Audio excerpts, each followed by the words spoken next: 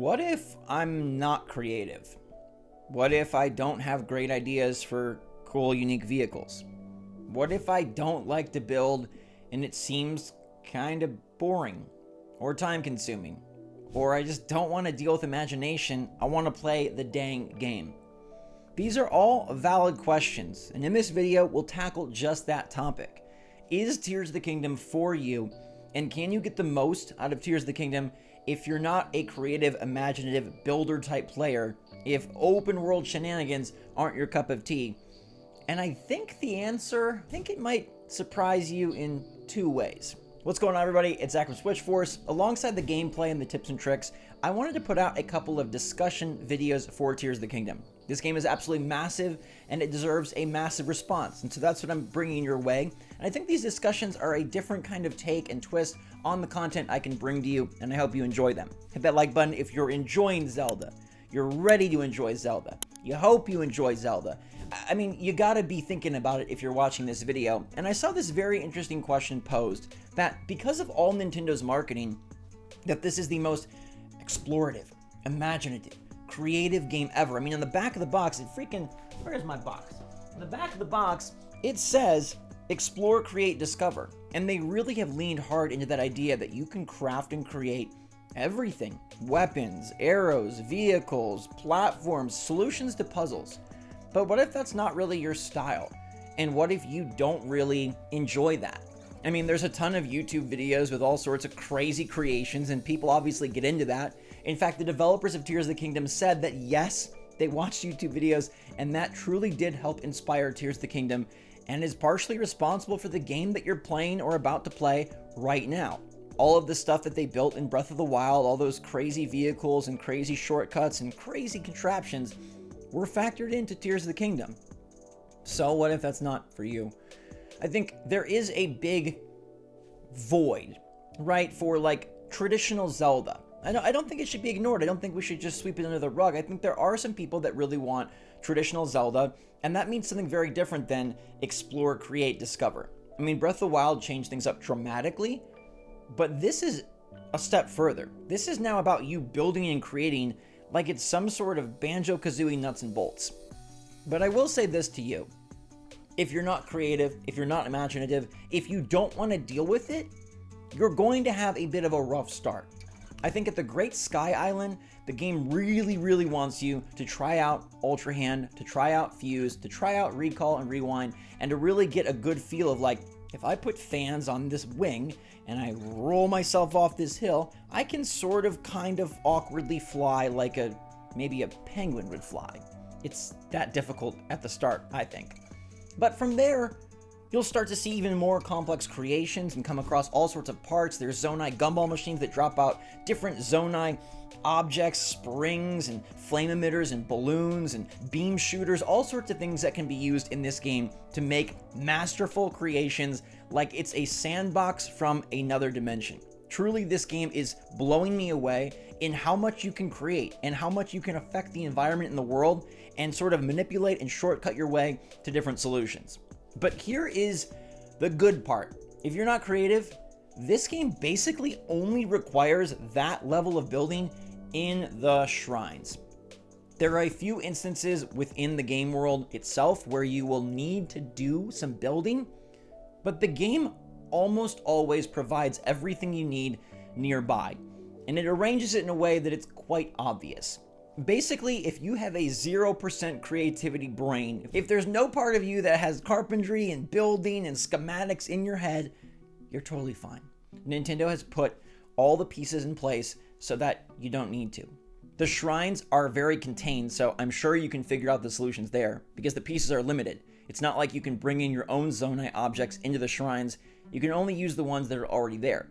That's where the building takes the most precedent, is in those shrines. That's where you'll have to puzzle solve with Ultra Hand more than I think anything else. But in the actual game, in the dungeons themselves, there are a few times that you'll use the powers, but it's much more like puzzle solving-ish and far less building.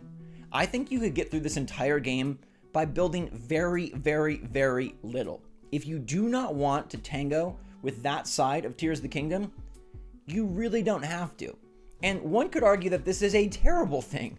Why did they make a game where a big component, in fact, the biggest back-of-the-box component, may not even be super necessary outside of optional shrines? It's a bit odd, isn't it? But the name of the game here in Tears of the Kingdom, and really building off a similar idea in Breath of the Wild, is to be able to solve puzzles any way you want, to be able to come up with your own solution. And so you can build genius contraptions, and that might make things a lot easier. In fact, you might be able to collect way more collectibles in a far faster time and in a fashion that is way cooler and looks a lot better and maybe even is more fun. But if you just want to play the game, you want to beat the dungeons, see the characters, learn the story, explore around, ride the horses, grab some bubble gems, and find a few fun shrines that you enjoy, you're totally in the right to do that. This quote here from Aonuma is very, very interesting to me. And I think it speaks to where Nintendo feels Zelda is, and it might be different from where we feel Zelda is. In fact, you and I might even feel different than each other, because this is all about how we view Zelda at this time in the life of Link. I've seen some fans say that the Legend of Zelda games make them feel like they're the only player to have solved the puzzle, and that's what they like about the series. Now, that to me applies back when I was younger and I played games like Ocarina of Time, Majora's Mask, Wind Waker, Twilight Princess.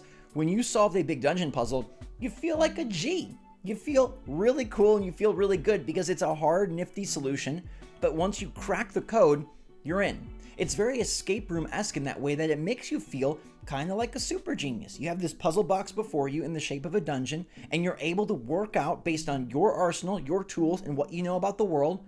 You're able to sort of piece together a possible solution. You test it. Okay, maybe you have to adjust your angle. You test it, and then you get it. And you unlock the door, you open the chest, you win the battle.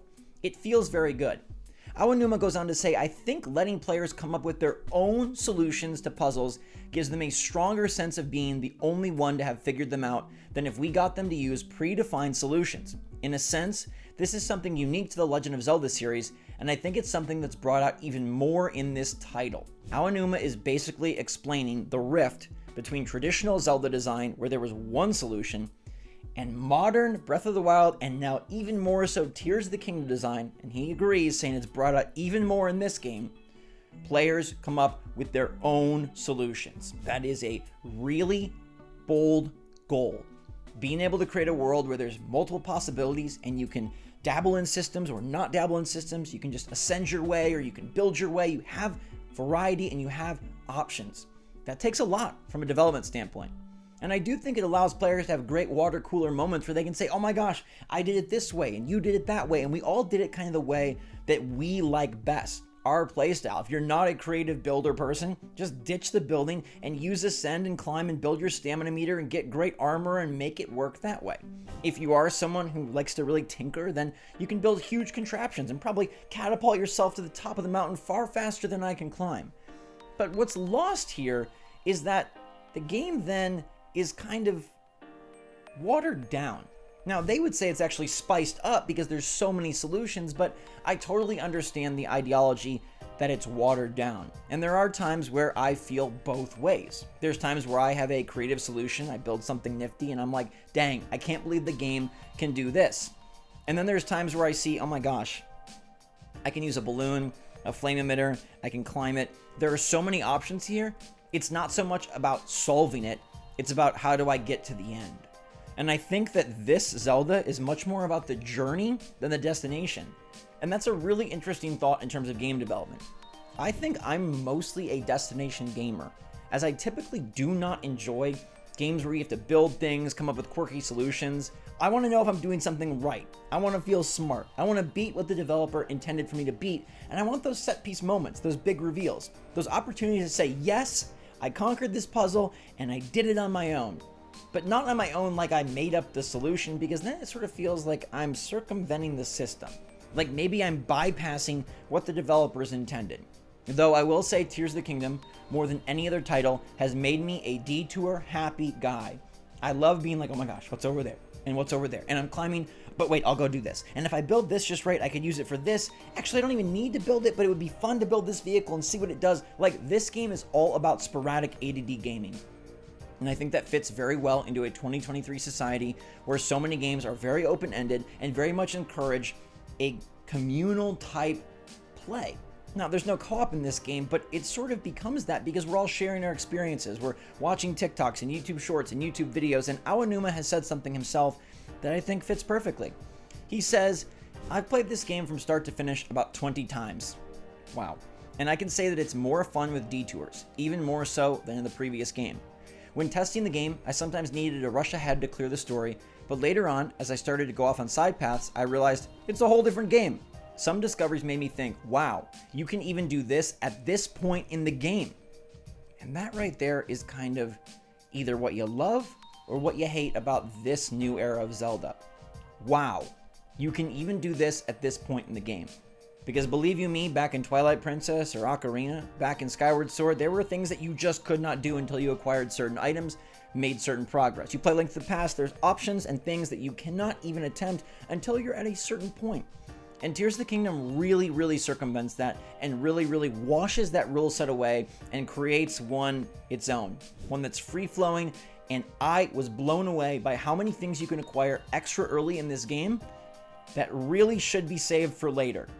Auto build is something that I think should be given to you after you complete a number of dungeons and have a lot of practice with the design system with Ultra Hand and get to a point where you're like, you know what? I've mastered this, now let's make it easy. But as I pointed out in my #1 trick video, you can get auto built immediately. It's not locked behind any gate, it's not closed inside of any keyhole chest, it's just right there for the taking. And that entire philosophy is expressed across the world of Hyrule in this game and the last. So do you need to be creative? No. If you're creative, will you enjoy it more? Possibly. I think more of that discussion is about what kind of Zelda you want, and if you're willing to enjoy a Zelda that has all sorts of solutions. And then you get to decide if that's a good or a bad thing, but no matter what, you can play the game. You don't have to take part in the Explore, Create, Discover that they so highly touted in all their marketing materials. You can play this much more like Breath of the Wild, but you can't really play it like the older Zeldas. That's the one thing you can't do. You still are going to have to kind of Rube Goldberg your way through some certain situations, and you're still going to have to climb and claw and finnick your way around a world that is meant to be manipulated rather than meant to be stared at, dissected, and then defeated. Two different philosophies. I think they both have merits, but the best part is anyone can enjoy this game, I think. Even if you are a traditional Zelda fan, I think there's still enough for you there. I'd consider myself that, and I'm having a blast. But let me know what you think in the comments down below, everybody. I think this is a fascinating look at how Tears of the Kingdom took shape and what makes it stand out and why the marketing, you can take it or leave it. But let me know what you think in the comments down below. Thanks so much for watching. Hit that like button if you enjoyed the video. Stay safe, stay healthy, stay happy, stay positive out there. And until next time, SwitchForce out.